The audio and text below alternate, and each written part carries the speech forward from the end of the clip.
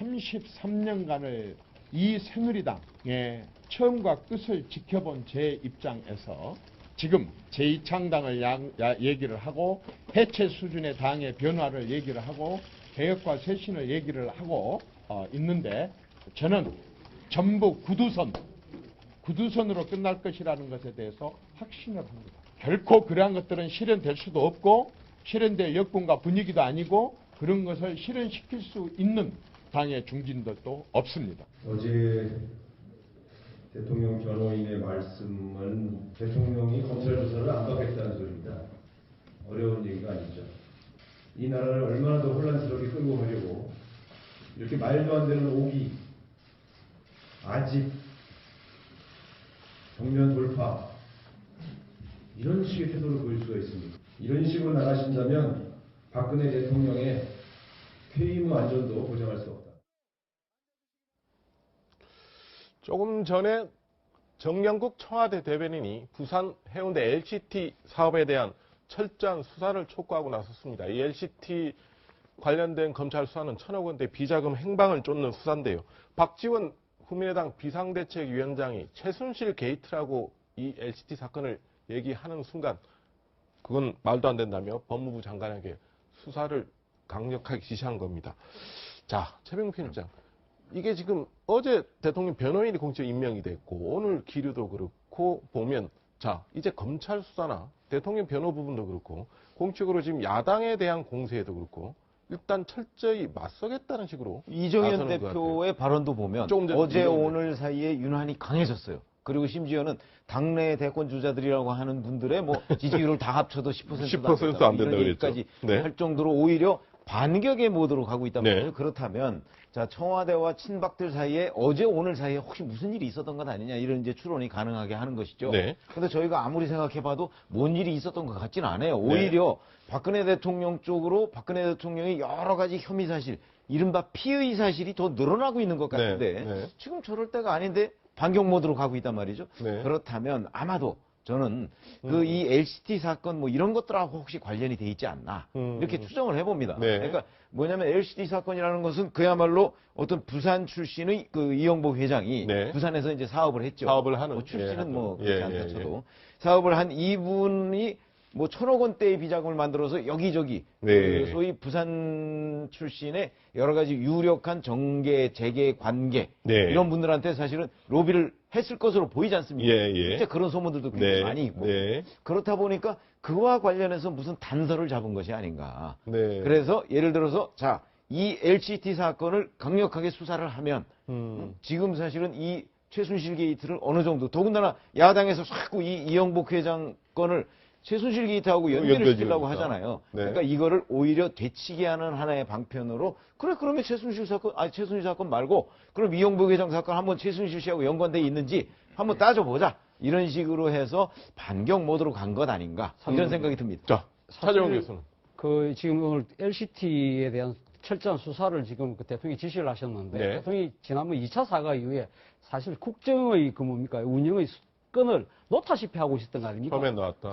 그런데 지금 이제 사실 그 이후로 처음으로 공개적으로 지금 내각에 지시한 것이 지금 LCT 이 사건 수사라는 거. 청와대 대변인이 실명으로 직접 얘기하고 실명으로 직접 이야기하고. 예. 그러면 그 무슨 의도가 있지 않을까 하는 생각이 듭니다. 아까 방금 우리 의원께서 말씀하신 대로 본인에게 지금 이제 상당히 불리하게 진행되는 전국을 어떤 식으로 이 사건을 갖고 뭔가 좀 반전의 계기를 삼을 수 있지 않을까 생각을 한 거 아니냐는 생각이 돼요. 네. 아마 그렇다고 한다면, 그런 관점에서 본다고 한다면 조금 연계할 수 있는 고리가 있는 거죠. 예를 들면 지금 이제 LCT가 지금 사업이 벌어지고 있는 데가 해운대입니다. 부산 해운대죠.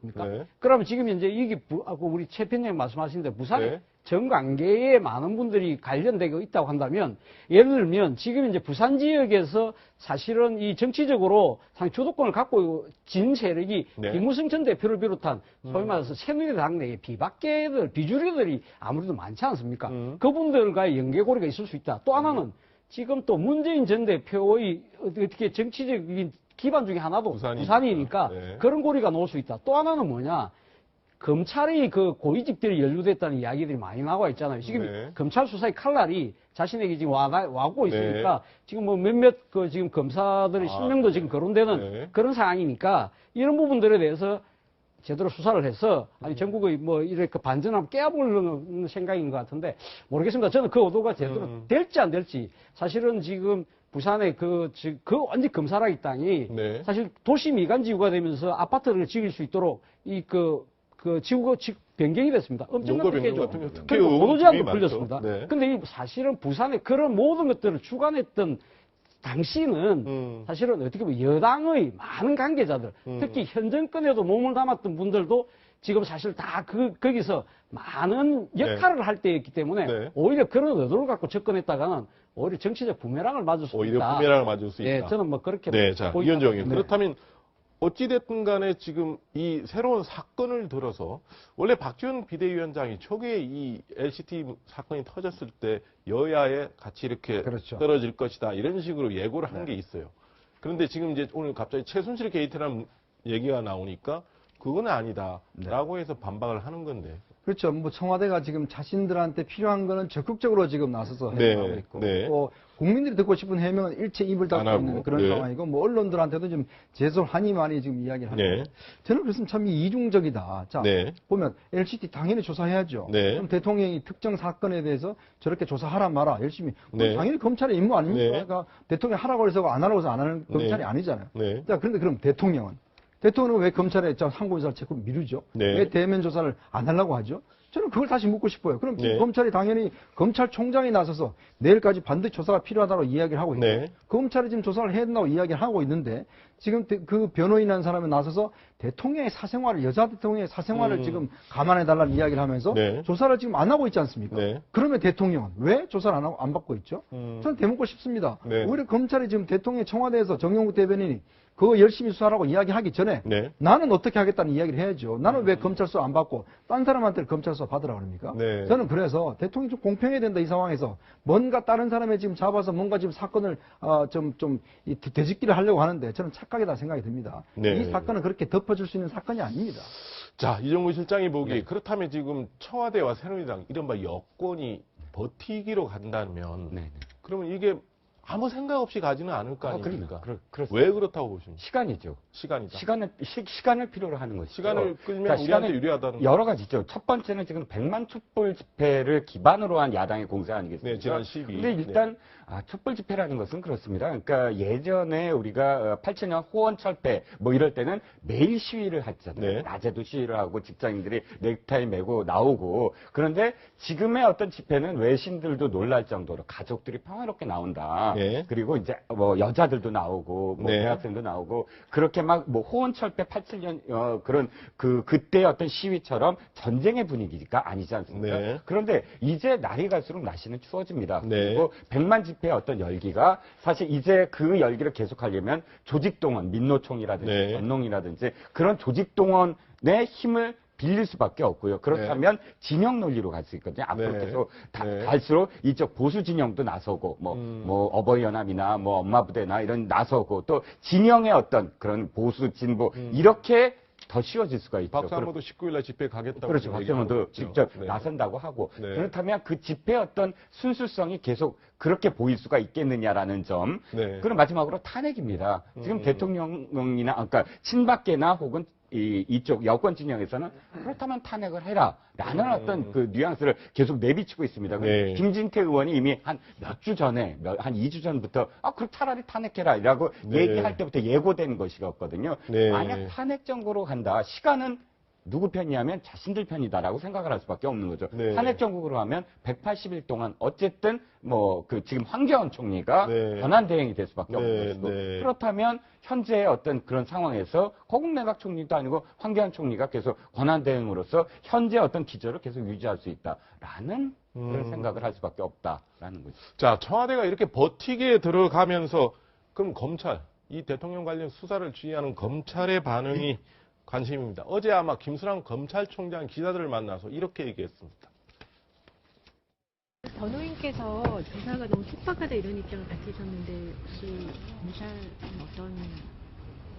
현재 수사 진행 상황에 비춰보면 대통령에 대한 직접 조사는 좀 불가피하게 이루어져야 하는 상황이라고 생각합니다. 신속하게 조사가 이루어지도록 검찰로서는 최선을 다하겠습니다. 언제까지를 마지노선으로 생각하고 계십니까? 뭐 그거는 뭐 내가 구체적으로 이야기할 건 아닌 것 같아요. 자, 최영욱 편집장. 조금 전에 검찰 관계자가 마지노선에 대해서 금요일까지가 될 것 같다. 이제 더 이상 늦출 수도 없고 아예 대통령이 이 전체의 사건에 거의 몸통에 가깝다는 취지의 얘기까지도 지금 했어요. 나오고 있죠. 네. 그러니까 그거는 뭐냐면 최순실 씨를 기소를 해야 되잖아요. 네. 기소를 해야 되는데 최순실 씨는 전체적으로 지금 모르다, 아니다, 뭐 이런 식으로 지금 얘기를 하고 있거든요. 네. 자, 그렇다면 안종범 전 수석이나 정호성 전 비서관이나 이런 사람들은 전부 다 대통령으로부터 구체적으로 지시를 받아서 그거를 집행한 데 불과하다고 얘기를 하고 네. 있거든요. 그렇게 되면 이 사람들은 억울하다고 얘기할 거 아니겠습니까? 검찰에서. 자, 그렇다면 대통령을 조사하지 않으면 최순실 씨의 그 범죄 혐의, 그 다음에 안종범 전 수석, 정호성 전 비서관 이런 사람들의 범죄 혐의를 명확하게 적시를 할 수가 없어요. 그렇기 때문에 대통령의 수사를 해야 되는데 대통령이 저렇게 좀 버틴다? 그러면 그걸 못하고 예를 들어서 최순실 씨 저 공소장에 거기에 뭐 처음에 구속영장 칠 때처럼 네. 거기에 뭐 사기, 미수, 뭐 직권남용에 대한 공범 뭐 이런 정도로만 쓰면 이 수사가 신뢰를 받을 수가 있겠습니까? 그러니까 그러니까요. 검찰도 살아야 되기 때문에 어찌됐든 간에 최순실 씨 공소 기소를 할 때 그때 거기에 박근혜 대통령의 이름을 빈칸으로 남겨둘 수가 없다는 거죠. 네. 그러려면 18일까지는 반드시 조사를 해야 된다. 근데 대통령이 저렇게 버티고 있다.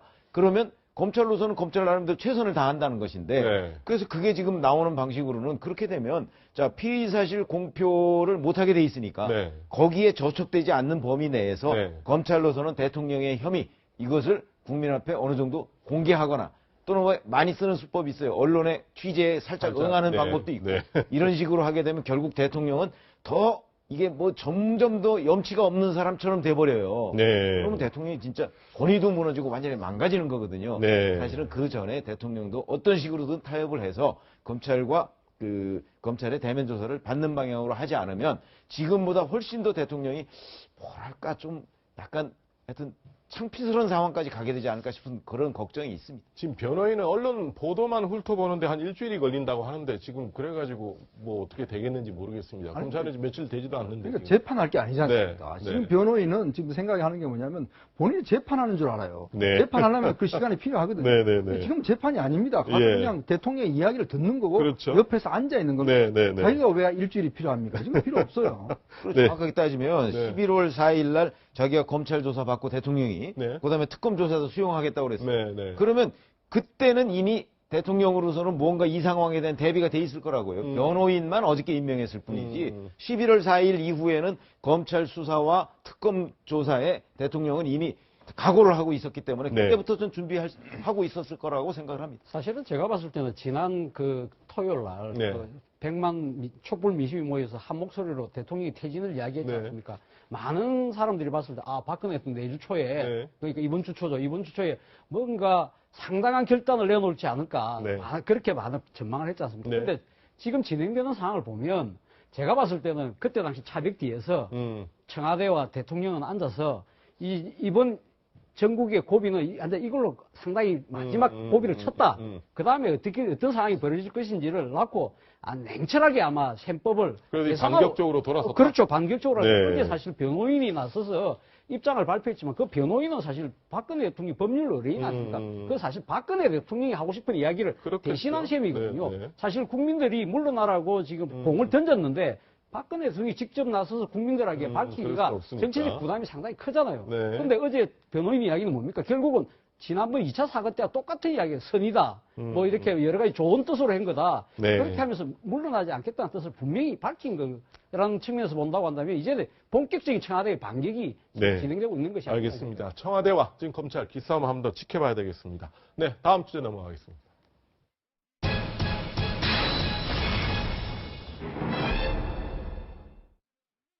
통합진보당 해산은 헌법을 파괴하려는 세력으로부터 국민의 안전과 국가의 존립을 지키기 위한 헌법적 결단입니다. 평양에서 원정 출산을 하고 상복 차림으로 김정일 애도 방송까지 하던 사람을 당의 비례대표 후보로 진보당 해산 청구는 노동자, 농민, 서민들의 정치적 의사표현의 권리와 투표의 권리를 완전히 빼앗겠다는 것입니다. 절망으로 죽어갔습니다. 회의록을 위조했다는 이야기 보고 들었습니까? 전혀 듣지 못했습니다. 아니 이거를 못 듣는 게 자랑입니까? 뒀어요? 이것을 못 듣는 것이 사람이냐고 물어주셨습니까? 아니 왜 그 자랑이냐고. 왜 그렇게 평가를 하십니까? 국민을 대신해서 평가하는 겁니다. 박근혜 대통령은 정치적, 도덕적으로 이미 대통령 자격을 상실했습니다. 대한민국은 박근혜 대통령 개인의 나라가 아닙니다. 만에 하나 개인만 살 수 있다면 나라는 어떻게 되어도 좋다는 생각이 아니라면 이제는 물러나야 합니다. 늦어도 내년 상반기에는 새로운 리더십이 나와야 합니다. 박근혜 대통령은 절대 임기를 채우면 안 됩니다. 자, 박근혜 대통령의 퇴진을 안철수 전 국민의당 대표까지 나서 퇴진을 요구했습니다. 어제 문재인 전 대표도 공식적으로 퇴진을 요구했습니다. 자, 그런데 탄핵에 대해서는 다 주저하고 있습니다. 지금 야권에 약간 고민스러운 대목이 지금 많아 보입니다. 얼마 전에 민주당 의원총회 비공개 의원총회에서 여러 가지 얘기가 나왔는데 황교안 총리 얘기가 갑자기 많이 등장을 했다고 합니다. 왜 황교안 총리가 야당의 의총에서 그렇게 많이 나왔는지 그게 조금 궁금하기는 합니다. 자, 이현정 의원. 네. 황교안 포비아, 황교안 총리에 대해서 약간의 뭐 좀 공포감이 있다는 얘기가 갑자기 네. 황교안 총리가 야당에서 지금 무슨 포비아가 나오는지도 그러니까 지금 황교안 총리가 기승전 황교안으로 연결될 가능성이 있어요. 네. 그냥 요거 화면 가지고 한번 간단히 설명해 주시면 하더라도 네. 지금 대통령 권한대행이 있지 않습니까? 네. 그 권한대행이 60일 동안 권한대행을 하면서 네. 차기 대통령 선출을 이제 관장하게 돼요. 그리고 어찌됐든 황교안 그럼 또 총리가 황교안 권한대행이 60일까지 가야 되는 거고. 자, 그럼 탄핵을 하게 됩니다. 네. 바로 탄핵을 하게 되더라도 네. 대통령의 권한대행이 있지 않습니까? 네, 탄핵이 저쪽이고. 헌법재판소에 네. 이제 네. 가더라도. 자, 그러면 거기에 또 황교안 권한대행이 또 나타납니다. 네. 자, 그러면 또 대통령이 어떤 뒤로 하더라도, 네. 과도내각을 구성하더라도 또 이제 황교안 총리가 나오게 되는 것입니다. 네. 그러면 지금 야당 입장에서 보면 어쨌든 간에 모든 게 대통령이 어떻게 하더라도 황교안 총리가 나섰을 경우에 네. 황교안 총리가 이제 공안검사 출신 아니겠습니까? 네. 그리고 지난번 통진당 해산 때도 실력을 보였지만 네. 이분이 하여튼 뭐 굉장히 이 공안 문제 또 원칙적인 문제 이런 문제에서는 강경한 입장이거든요. 네. 그렇다면 야당한테 과연 호락호락 할 것인가? 이런 부분에 대한 이제 야당의 걱정이 있는 것이죠. 네. 혹시 다른 마음을 먹고 국면을 다른 쪽으로 갈 수가 있게 한 수도 네. 있지 않을까? 그렇기 때문에 지금 의원들 입장에서 보면 그 국회 본회의에 나와서 계속 하는 이야기다 보면 공격을 해도 공격이 잘 먹히지가 않아요. 네. 아, 뭐 모릅니다, 아닙니다, 뭐 이렇게 네. 이야기해버리니까 네. 네. 잘 이제 말려들지가 않습니다. 네. 그러다 보니까 아무래도 황교안 총리가 녹록지 않으니까 야당에서 상당히 포비아가 좀 있는 것 같습니다. 자, 최고위 편장. 그러니까 이게 지금 어떻게 돼도 총리 문제가 정리되지가 않으면 야당 입장에서는 총리가 좀 야당의 우호적인 거나 최소한도 좀 중간지대에 있는 총리를 앉히고 싶은데 그러니까 사실은 국회 추천 총리를 네. 해달라 이렇게 박근혜 대통령이 얘기했을 때 사실은 국회에서 받았어야 저는 된다. 덥석 받았어야 된다고 생각합니다. 네. 무슨 얘기냐면 국회가 인사권을 갖는 총리, 그러니까 네. 대통령이 임명하는 총리가 네, 아니고 네. 그런 총리는요 대통령을 능가하는 권력을 가지고 있을 수 네. 있습니다. 왜냐하면 대통령 지지율이 지금 5%밖에 안 되는데 네. 예를 들어서 국회에서 총리를 추천해 놓으면 이 총리가 대통령하고 의견이 엇갈린다고 이제 쳐봐요. 그렇죠. 그러면 이 사람이 내가 이렇게 하자고 그랬는데 그럼 여론이 또 힘든 새로운 총리한테 그렇죠. 말씀을 바로 수밖에 그겁니다. 없는 거죠. 들이받으면요 네. 대통령은 꼼짝 못하게 돼 있습니다. 네. 그렇다고 바꿀 수도 없고요. 네. 그런 점에서 보면 그 약간 야당 측에서 한번 실기했다 하는 느낌을 갖고 네. 왜 이 공안검사라는 것이 중요하냐면 네. 사실 황교안 총리가 공안검사를 한참 할 때는요 그게 뭐 전두환 정부 뭐 김영삼 정부 뭐 네. 이런 때 아닙니까? 네. 공안검사가 이 논쟁을 많이 합니다. 공안검사는 수사 때 네. 그러다 보니까 우선 말싸움에서 전혀 밀리질 않아요. 이번 아까 국회 대정부 질문에서도 일본은 그렇죠. 오히려 않아요. 황교안 총리의 논리가 제가 보기엔 훨씬 더 명쾌해요. 네. 그 공격을 제대로 공략을 못 하더라고요. 저 네. 야당 의원들이. 그런 걸 보면 어떤 식으로 가든 황교안 총리가 중간에서 걸림돌이 될 가능성이 굉장히 많아요. 그러니까 야당 입장에서 보면 우선 이 국면을 돌파하기 위해서는 황교안 총리를 없앴어야 되는데 네. 그런 부분에서 저는 실기했다고 보니까 지금 이 길로 가도 황교안 총리가 맡고 있고 저 길로 가도 황교안 총리가 나타나고 이런 상황이 돼버려서 황교안 포비아가 생길 수밖에 없는 그런 상황을 저는 야당이 자초했다 이렇게 봅니다. 자, 차재용 교수 이렇게 예. 볼 수 있습니다. 그러면 야당이 먼저 최소한 뭐 정의당을 빼더라도 두 야당이 손을 잡고 총리 문제를 해결했으면 네. 먼저 황교안을 제끼고 다른 국회 추천 총리를 하면 여소해야 되니까 야당이 추천한 총리가 갈 거 아닙니까?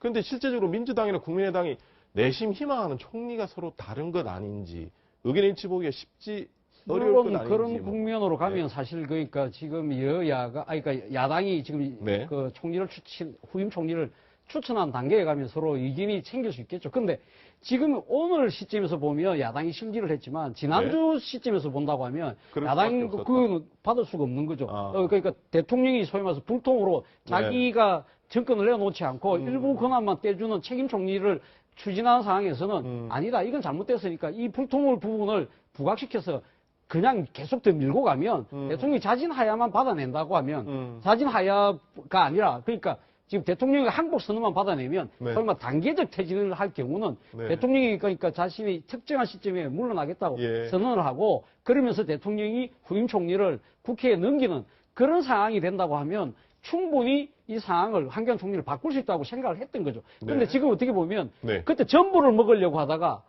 전 하나도 못 먹게 되는 야당이 입장에서 상당히 딜레마에 빠진 그런 그러니까 저는 박근혜 대통령을 야당이 잘못 봤다 이렇게 보는 거예요. JP가 얘기했듯이 5천만이 촛불 들어도 물러날 사람이 아니다 이렇게 얘기했잖아요. 네. 그러니까 박근혜 대통령을 잘 봤다면 네. 박근혜 대통령이 여기서 스스로 물러나거나 이럴 가능성이 없다고 봤다면 보시고. 그러면 국회 추천 총리를 받아서 네. 국회 추천 총리가 실권을 행사하는 그런 시스템을 만들어 놓고 그 다음에 뭐 하야를 촉구하든가 뭐 이렇게 했어야 된다는 거죠.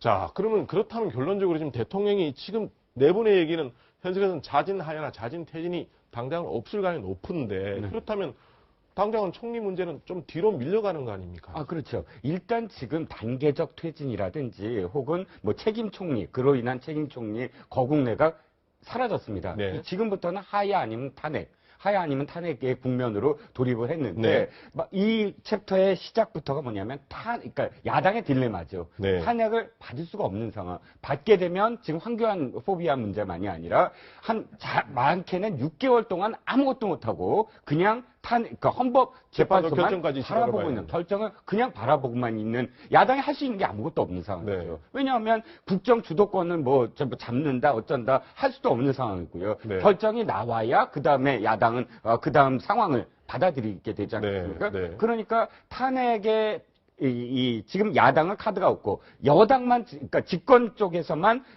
카드가 있는 거예요. 아 그래 나 하야 안 할 거니까 탄핵해봐 이렇게 되거든요. 그러니까 사실은 지금 1주 전이나 2주 전에 이 문재인 전 대표나 안철수 전 대표나 야권의 잠룡들이 전부 모여서 한 목소리를 냈어야 됐다. 그때 한 목소리를 내지 못하고 전부 따로따로 다른 이야기를 계속 냈고 그런 것이 지금 사실은 완전히 실기를 하고 야당이 완전히 지금 끌려다니는 그런 상황이 돼버린 거죠. 사실 오늘 그 안철수 대표가 그 해견을 해서 강하게 대통령에 대한 퇴진 부분을 이야기를 했지 않습니까? 네. 제가 봤을 때는 안철수 대표 입장에서 자기가 강하게 그 대통령 퇴진을 이야기한다고 청와대가 받았겠습니까? 안 받는다는 거죠. 네. 그럼 왜 했느냐? 결국 야당이 지금 믿을 곳은 국민들의 민심입니다. 그렇기 때문에 19일로 19일이죠. 이번 토요일로 예정되어 있는 또 5차 촛불 민심에 많은 국민들 나와달라고 호소하는 거죠. 그리고 또 하나 지금 야당이 믿을 수 있는 구석은 공교롭게도 검찰이 수사합니다. 네. 검찰에서 과연 어떠한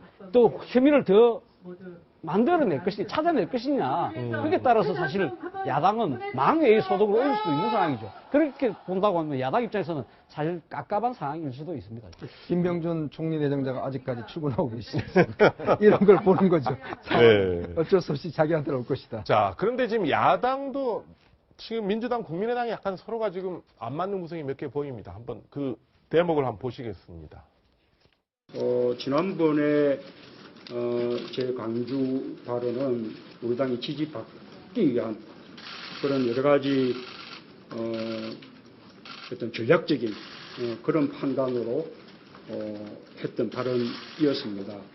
90% 이상 지지를 해준 호남 사람들에게 전략적으로 활용하고 있는 그러한 생각과 말을 하는 분이 과연 또다시 대통령 후보가 되려고 한다고 하는 것은 말로는 호남을 생각한다고 하면서 완전히 호남을 무시하는 일이라고 생각합니다. 저는 문재인 대표께서 이러한 발언에 대해서 취소를 하고 정중한 사과를 해줄 것을 다시 한번 요구합니다. 자, 이현종이 이게 지난 4월 총선 앞두고 문재인 전 대표가 했던 얘기를 지금 호남에서 지지가 없으면 정계은퇴할 수도 있다. 이 발언을 놓고 그때 좀 전략적이었다. 이러니까 뭔가 좀 한 발 빼는 듯한 모습을 박지원 또 비대위원장이 공격한 겁니다. 오늘 당시에 진짜 이번 또 19일 날 촛불 집회를 앞두고 지금 민주당은 시민단체까지 끌어모아서 비상시국기구를 구성하자고 했는데 박지원 위원장은 뭐하러 지금 시민단체하고 손잡고 가냐. 말이 안 된다고 또 파토를 놔버렸습니다. 참 문재인 전 대표가 제가 참 아쉬움을 느끼는 게 바로 저런 부분입니다. 사실 정치인들이 이야기하는 전략적이라는 이야기는 솔직히 거짓말이라는 이야기입니다. 국민들한테 좋은 이미지를 그렇죠. 그러니까 전략적이라는 이야기는 제가 그냥 여러분들 표 얻기 위해서 거짓말 한번 할게요라고 하는 이야기거든요. 저는 거짓말이란 말을 안 썼어요. 그러니까 저는 그 이야기를 봅니다. 왜냐 네. 당시에 표를 일단 얻어야 되니까 저 의석 얻어야 되니까 가서 저 퇴진하겠습니다. 저 여러분 지지 없으면 저 정계 은퇴하겠습니다라고 이야기하는 것이거든요. 네. 결과가 안 좋지 않습니까? 네. 그러니까 지금 이야기하는 게 그건 좀 우리가 하기엔 전략적이었다고 물러서는 건데 네. 저는 그래서 정치인이라는 게 결국은 이 정직성 아니겠습니까? 진정성이고 네. 그리고 정말 그 호남에서 저번에 이야기했듯이 문재인 전 대표가 왜 호남에 지지를 못 받습니까? 본인이 네. 정권을 갖다 노무현 대통령을 갖다가 다 호남에서 지지를 해줬는데 부산 가서는 부산 정권 영남 정권을 이야기한 거 아니겠습니까? 네. 자 그런 데 대한 마음의 어떤 상처가 있는 사람들 앞에 가서 본인도 이야기를 해놓고 이제 와서 또 그게 네. 전략적이었다 이야기를 하면 그럼 뭐냐 이거죠 도대체 그 호남인들은 네. 그것에 대해서 그럼 또 우리가 당했느냐 이렇게 생각할 수밖에 없는 상황 아니겠어요? 네. 저는 저 발언은요 앞으로 아마 문재인 전 대표가 대선을 나가면서 두고 아마 텔레비에서 많이 나올 것이고 네. 두고 본인한테 마이너스가 되는 발언이라고 봅니다. 자, 차재훈 교수는 어떻게 보십니까? 이게 지금 당장 민주당, 국민의당이 지금 몇 가지를 놓고 지금 말은 퇴진한다고 지금 손은 잡았어요. 겉으로는 다 손을 잡고 있어요. 네. 근데 속으로 지금 손을 제대로 잡는 건지 뒤로는 어떻게 싸우는 건지 모르겠다는 거예요, 지금. 사실 문재인 대표 측근에서 제가 들은 이야기로는 사실 그때 그 4.13 총선에서 민주당이 일당이 되지 않았습니까? 네. 그 과정에서 이 성과는 이뤘는데 호남에서는 완전히 졌단 말입니다. 이 상반될 경과를 놓고 어떻게 할 것인가를 갖고 고민을 좀 했다고 그럽니다. 예. 그래서 일단 이선 우퇴를 하자 말자 이래 내부적으로 상당한 논의가 있음에도 네. 불구하고 그래도 우리가 사실을 얻은 건 사실이지 않느냐. 네. 일당이 됐고 수도권에서 사실 호남 분들이 많이 살고 하니까 그 지지를 받은 거 아니냐는 그런 논리를 갖고 계속적으로 가신 거죠. 뭐 그런 부분들에 대해서 근데 한 번도 문재인 전 대표는 그 부분에 대해서 명쾌하게 해명을 한 적은 네. 없습니다만은 제가 듣기로는 그렇게 들었는데 이런 부분들이 문재인답지 않다는 거죠. 사실은 어떻게 보면 그때 만약에 해서 총선 끝나고 나서 뒤로 완전히 빠지고 있었던 상황이 빠져버렸더라면 지금 현재의 국민에서는 오히려 돌아오라 문재인이라는 소리가 상당히 많이 나왔을 건데 이러한 부분들을 본다고 한다면 문재인 전 대표가 조금 마음이 조급한 것이 아닌가. 그리고 어제도 본인이 그런 표현을 썼습니다만은 지금 현재의 지금 최순실 정국이 사실 어떻게 보면 반사적인 이걸 본인이 좀 받고 있는 측면이 분명히 있거든요. 네. 그러니까 본인 스스로가 한 표현이 이해관계자라는 표현을 썼지 않습니까? 그러다 보니까 좀 더 신중하고 뭔가 좀 망설이다 보니까 본인 스스로의 스텝이 좀 꼬이고 어제 해명 자체도 제가 봤을 때는 조금 말리는 그런 하나의 이 실수를 한 것이 아닌가. 그러나 아까 우리 이현정 위원 말씀하신 대로 앞으로 상당히 두고 발목을 잡는 하나의 그런 말이 될 것 같습니다. 네, 일단 야당의 공조가 이번 19일 집회에서도 중요할 텐데 참 어떻게 될지 한번 지켜봐야 되겠습니다. 자, 네 분 말씀 고맙습니다.